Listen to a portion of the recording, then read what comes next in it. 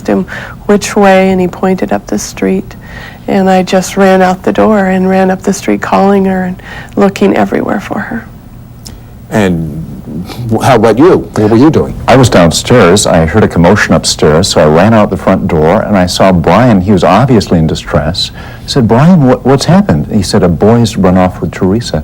So I said, "Hop in the car," and he pointed up the road, so we followed it that way. Saw Pam, but no Teresa. And immediately, we began calling on God, saying, God help, just spontaneously. Our phone wasn't hooked up at that point, so we ran to a neighbor's and dialed 911. You were just moving into a new house. That's right, brand new house.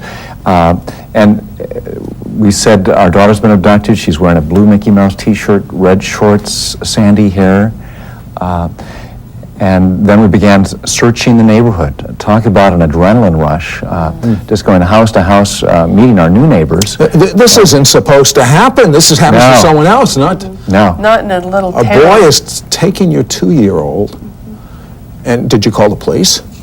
Oh, absolutely. Yeah, we both called 911 separately. I ran to my neighbor and met her for the first time and said, I have a horrible accident. Please let me use the phone. And called 911 and told them the statistics. And immediately it seemed like God was acting in our behalf, because the dispatcher was a friend of ours who also knew God.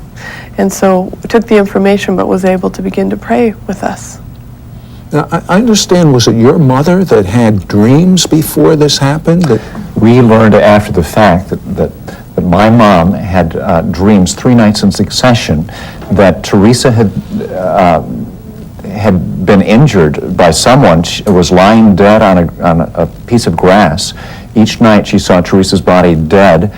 She woke up in a fright. She said, God, I don't know what's happening, but take care of my granddaughter. We believe that God inspired that or allowed that to happen in order that prayer could be up front to help circumvent things. Well, he was warning you to pray. That's right, what was exactly. going on. So where did they find Teresa? Teresa was found 45 minutes after we called 911 in a culvert. She had been beaten and she was naked. She was submerged underwater. He'd actually placed concrete blocks on her body so that it wouldn't float away. The only thing that was exposed was one little foot. How could they even find her? With a concrete block over her, a little foot out of a stream? Well, it's supernatural, Sid. 2 people in the community that we really didn't know at that time, Christian folks, were at a Taco Time restaurant. And they just heard the news that our daughter was missing and presumed abducted. While they were sharing their lunch together, suddenly one of them had a vision of a great, huge, red 8-sided stop sign. Her companion across the table said, I just have this urge to yell, stop. They said, well, we can't do that here in a restaurant. And then the vision changed. And there was a person that seemed like in a khaki uniform walking over a bridge looking for someone.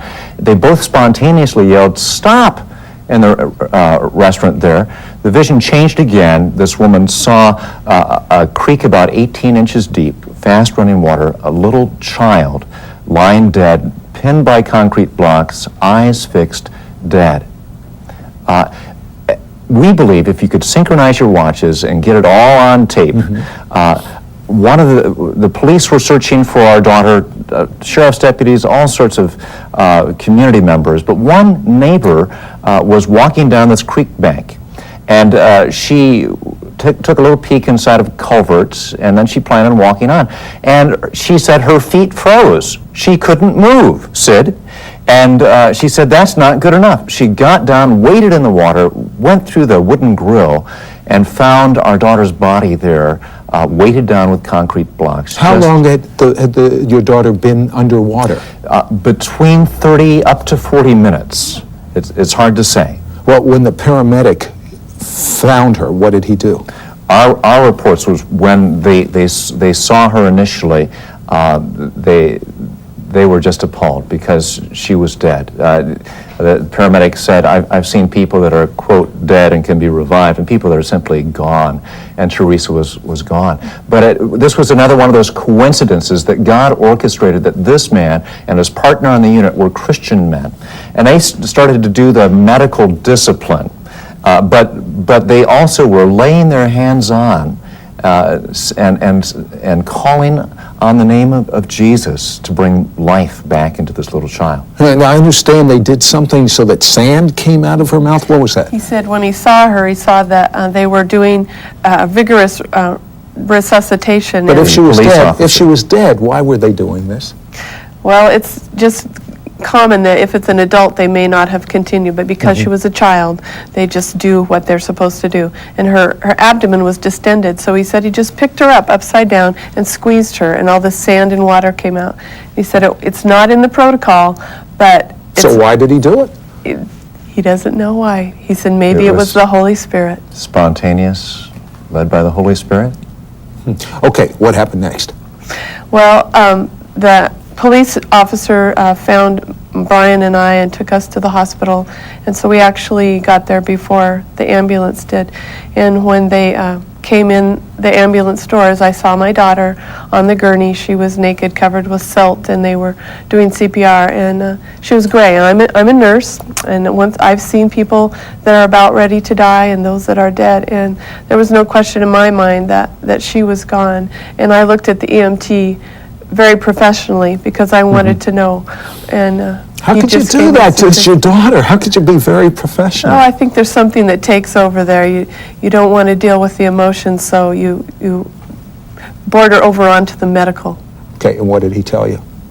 He just told me what he had seen and that they were taking her to the ICU. So we just kind of lamely followed because we didn't know what else to do at that point. What was going on inside Well, of I'll you? tell you what was happening in me, Sid. The Spirit of God rose up in me. 3 weeks before this event, God had spoken to my heart and said, Steve, the next miracle you'll see is a resurrection from the dead. And it just was deposited in me. When they brought Teresa in through the ER room doors, we had no idea what had happened. She was just missing. And so here she is. I saw her dead. You know, I'm a pastor and I do funeral services. I know what a dead body is. Our daughter was dead, gray. She was gone. But something rose up within me at that time. It was the Spirit of God. And Zechariah says he'll give in. And 30 to 40 people from the community, from various churches, gathered there. And they began to pray. And God gave them supernatural intelligence as to how to pray. For example, one woman was in the hospital atrium in a prayer group, and she suddenly had this strange word come into her head. It was the word medulla oblongata. That was strange. That sounded, what is that? Is that something medical? And someone she asked, is there such a thing as a medulla oblongata? And they said, yeah, that's the center of respiration and circulation in the brain. And they said, well, the Lord is directing us to pray for the medulla. And so they did, and God would give them supernatural revelation as to how to pray, and people from the ER would come and give reports and say, we need to pray for this. And they'd say, well, we've already been doing that. What was that breeze in the emergency room? Tell me about that. Well, people that were there, even a patient walking down the hall, said, I feel such an energy in this room. What is it? What is it? And one of the EMTs that was doing percussions on Teresa's chest said he kind of zoned in and forgot about everybody else in the room. It was just he and Teresa. And he said he felt a warm tropical wind come at his back, down his arms, and into Teresa's body, and she began to breathe. What happened? What happened, in your opinion, at that moment? God brought life from the dead. You see, Teresa was out without a heartbeat of her own for an hour and 15 or hour and 30. She was just flat out gone. In fact, her blood pH values fell to 6.3. That means her body became more and more acidic. 6.3 is a great blood gas value for a corpse, but not for a live person. Medical people will say it's just unthinkable that someone But could wait a die. second. I have heard of people that are underwater for a period of time, and because the temperature of the water or whatever, they do survive. What about in your daughter's case? Well, this was a warm July day, a warm creek. This was no cold water drowning that could cause that mammalian diving reflex that some people report about. The pH values speak for themselves. You consult with a medical doctor. Who said she was dead? The doctors in the emergency room said she was dead. When she revived, the EMTs said she was dead. The police officer that saw her knew she was dead. He said he was horrified because he had hoped that they would just find her and it was some kind of mistake. And here was this little dead child, and he was looking at her.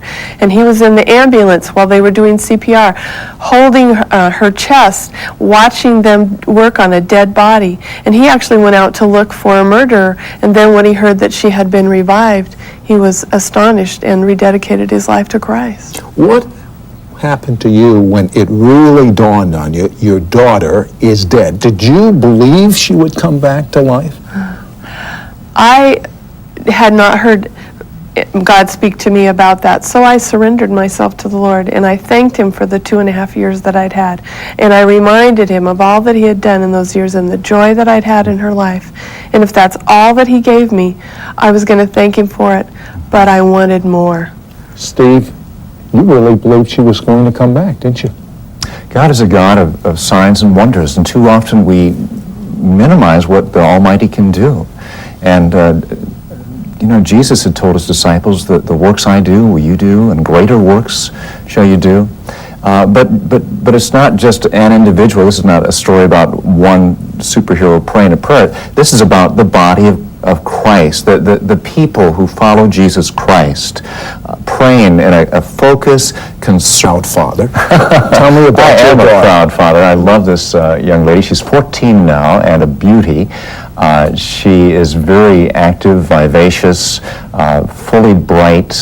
She plays the piano. She drives our riding lawnmower around, mowing the grass, singing her own songs, reads with her little sisters, sews with grandma. She's just a fully bright, vivacious young lady today. And Pam, what exactly happened to her? What did this young man do to her? He was a very angry young man. He'd never met Teresa or our family before, and he just wanted someone to take his anger out on. And so I believe he was going to molest her, but because she cried, he beat her, and then he submerged her under the water and then held her body down with this concrete block so that it wouldn't float away. Well, you have a daughter. She's supernaturally recovered. You have this young man that did a horrible thing to her. I guess the two of you really hated him. No, that was part of the miracle too, because hate never came into our minds. We recognized that young man was so abducted by the enemy of our souls that he needed a miracle too. And so we were able to forgive him. But wait a second, I've got to ask you this. Did your daughter at 2-year-old show evidence of trauma as a result of what happened to her? Was she fearful at night? What was going on inside of her? Well, during the recovery in the hospital, we went through all kinds of things. We really had to fight for our daughter in prayer. We really had to seek God continually for a full recovery. But she has no remembrance of this whole incident. She is not afraid of water. She loves to swim. She is not afraid of strangers or other people. She just has a full and abundant life. Wonderful. You forgive this young man. What about you? You're the father. Absolutely. And there was no hatred or animosity. We saw him as an abducted person by Satan, abducting a little child. And our heart's prayer is that this young man's life would be changed. What happened to him? Well, he was found. He did give a confession. He is now serving life in prison. Our hearts go out for him. We pray for him. Have you tried to be in contact with him? I have. I've tried occasionally to correspond with him. He doesn't write back.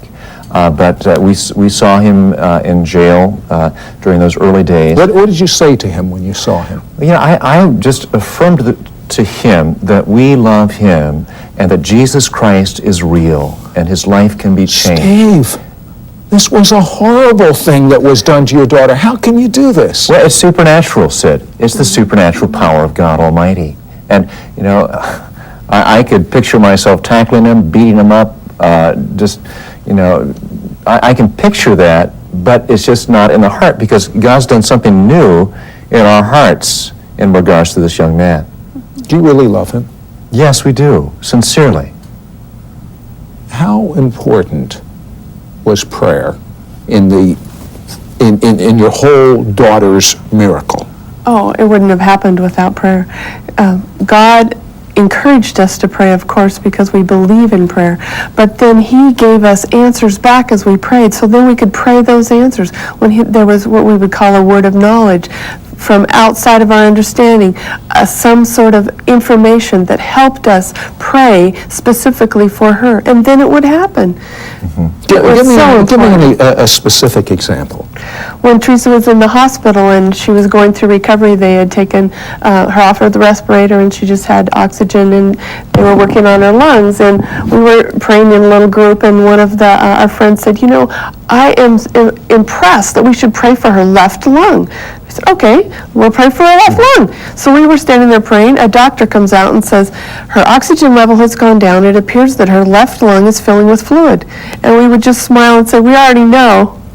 Guys, let us know. You really were moving in a supernatural confidence. Yes, we were. It was very exciting. It's very exciting, but I want to know, what about the fact that she might be a vegetable? Well, God was doing such incredible things. She was dead. And when your pH drops to 6.3, that matter in your brain doesn't stay in consistency. It becomes jello. So God already did an incredible miracle just to bring her back to the point that she was breathing again. At that point, we weren't willing to accept what they were saying. What they had said in the beginning didn't happen. She wasn't dead anymore. So let's go for the whole lot. Let's do the whole thing. In a battle, you don't constantly meditate, what if we lose? What if we're killed? You have to set that.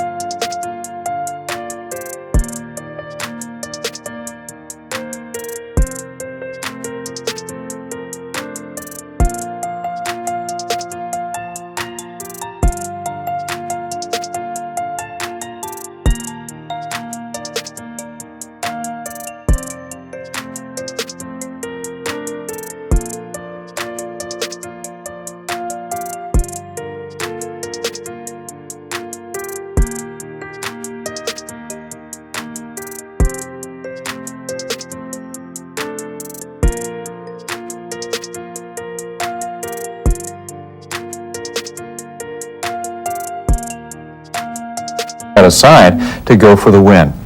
And we want to go for the win, Steve, following the Lord. There's someone that is watching us right now that God Himself told to watch. Maybe they don't know God told them to watch us, but they are watching. They